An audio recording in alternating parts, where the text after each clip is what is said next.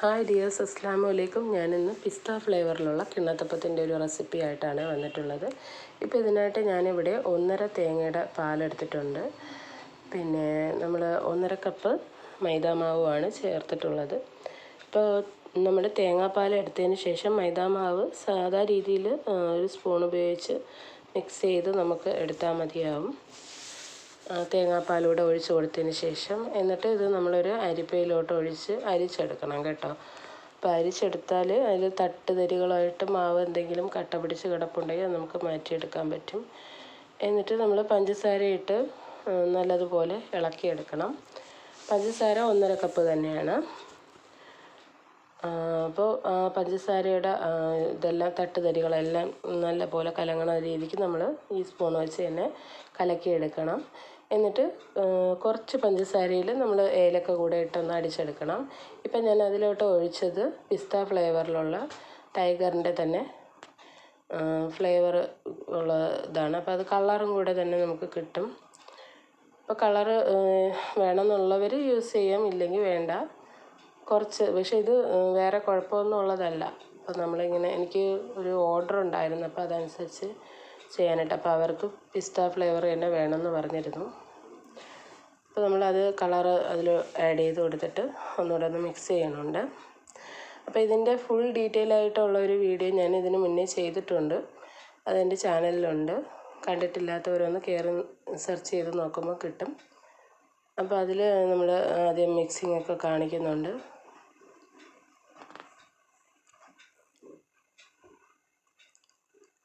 ഇതിപ്പം കുറച്ചുകൂടെ colour add ചെയ്തതാണ്.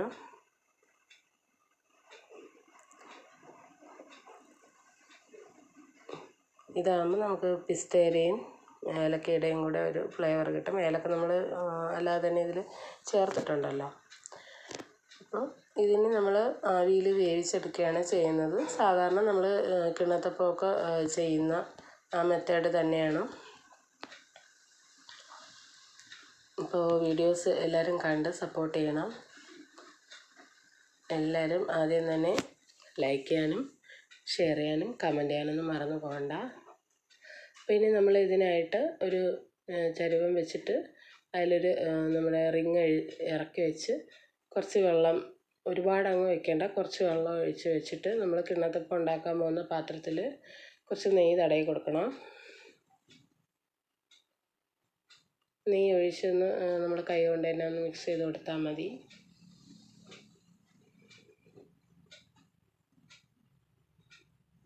എന്നിട്ട് ആ റിങ്ങിൻ്റെ പുറത്തോട്ട് ആ പാത്രം വെച്ച് കൊടുക്കുക. ഇപ്പോൾ വെള്ളം തിളച്ചുകൊണ്ടിരിക്കുകയാണ്. അപ്പോൾ നമ്മൾ കയ്യിൽ ആവി അടിക്കാണ്ട് നോക്കി ഒഴിക്കണം. ഇതാണ് പരുവം, കണ്ടില്ലേ? ഒരുപാട് അങ്ങ് കട്ടിയാക്കി കളഞ്ഞാൽ നമ്മുടെ കിണ്ണത്തപ്പം നല്ല കട്ടിയായിട്ടിരിക്കും.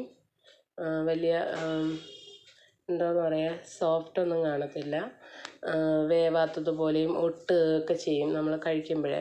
അപ്പോൾ അത് നമ്മൾ അതിൽ ഒഴിച്ച് വെച്ചിട്ട് ഈ അടപ്പ് വെച്ചൊന്ന് അടച്ച് വെക്കണം. അതിൽ ഇടയ്ക്കിടയ്ക്ക് ആവി വെള്ളം വീഴാതെ നമ്മൾ എടുത്ത് മാറ്റി പുറത്തോട്ട് കളയുക. എന്നിട്ട് ഒരു പകുതി വേവാകുമ്പോൾ നമ്മൾ അണ്ടിപ്പരിപ്പും മുന്തിരിയൊക്കെ ഒന്ന് ഇട്ട് കൊടുക്കാം. ആദ്യമേ അങ്ങ് ഇട്ട് കഴിഞ്ഞാൽ മാവിൻ്റെ അടിയിലോട്ട് അങ്ങ് പോയി താഴ്ന്നു പോകും. അപ്പോൾ ഇങ്ങനെ ഒന്ന് ഇട്ടതിന് ശേഷം പിന്നെ അടച്ച് വെച്ച് നമ്മൾ കുക്ക് ചെയ്തെടുക്കണം. ഇതിൻ്റെ ഇടയ്ക്ക് പാത്രത്തിൽ വെള്ളം കുറഞ്ഞു പോകുന്നുണ്ടോ എന്ന് നോക്കണം. അഥവാ കുറഞ്ഞു പോവുകയാണെങ്കിൽ സൈഡിൽ കൂടെ ഈ പാത്രത്തിനകത്തോട്ട് വീഴാത്ത രീതിക്ക് വെള്ളം ഒന്ന് ഒഴിച്ച് കൊടുത്താൽ മതിയാവും. ഇതുപോലെ ഇടയ്ക്കിടയ്ക്ക് അടപ്പ് തുറന്ന് അതിൽ ആവി വെള്ളം പുറത്ത് കളയണം. അപ്പോൾ ഞാൻ ഇത്രയും ഉണ്ടാക്കി എടുത്തിട്ട് ചെറിയ കുറച്ച് ബാക്കി വന്നതിന് ഞാൻ ടിഫിൻ ബോക്സിൻ്റെ ഒരു അടപ്പിലൂടെ എടുത്തിട്ടുണ്ട്. അപ്പോൾ ഇതെടുത്തത് ഈ വീഡിയോ ചെയ്തതും കുറച്ച് നാൾ മുന്നേ ആയിരുന്നു. ഇപ്പോഴാണ് സൗകര്യമായി വോയിസ് ഇടാൻ പറ്റിയത്. അപ്പോൾ ഇഷ്ടമായ ലൈക്ക് ചെയ്യാനും ഷെയർ ചെയ്യാനും കമൻറ്റ് ചെയ്യാനൊന്നും മറക്കണ്ട. ചാനലൊന്ന് സബ്സ്ക്രൈബ് ചെയ്തോടെ സപ്പോർട്ട് ചെയ്യണം. അപ്പോൾ അത് സൈഡിൽ നമ്മളിങ്ങനെ നെയ്യ് തടവിയിട്ടുള്ളത് കൊണ്ടും പെട്ടെന്ന് ഇളകി വരും. നല്ല സോഫ്റ്റായിട്ടിരിക്കും. കയ്യിലൊന്നും ഒട്ടിപ്പിടിക്കുകയൊന്നും ചെയ്യുന്നില്ല. ഇതിൽ ഇത് മാറ്റി നമ്മളൊരു പാത്രത്തിലോട്ട് വെച്ച് ആണ് എടുക്കുന്നത്. ഇപ്പോൾ നല്ല സൈഡും ഒക്കെ നല്ല ഇതായിട്ട് വന്നിട്ടുണ്ട്. ഇത് ഞങ്ങൾ നോമ്പ് സമയത്ത് ഉണ്ടാക്കിയെടുത്തതാണ്. എൻ്റെ നാത്തൂൻ്റെ വീട്ടിലോട്ട് കൊണ്ടുപോകാനായിട്ട് എടുത്തതാണ്. പിന്നെ അതിന് ശേഷം ഞാനിതിൽ ഫോട്ടോ ആഡ് ചെയ്തിട്ടുണ്ട്. എനിക്ക് ഓർഡർ കിട്ടി ചെയ്തതാണ്. അപ്പോൾ താങ്ക്സ് ഫോർ വാച്ചിങ്.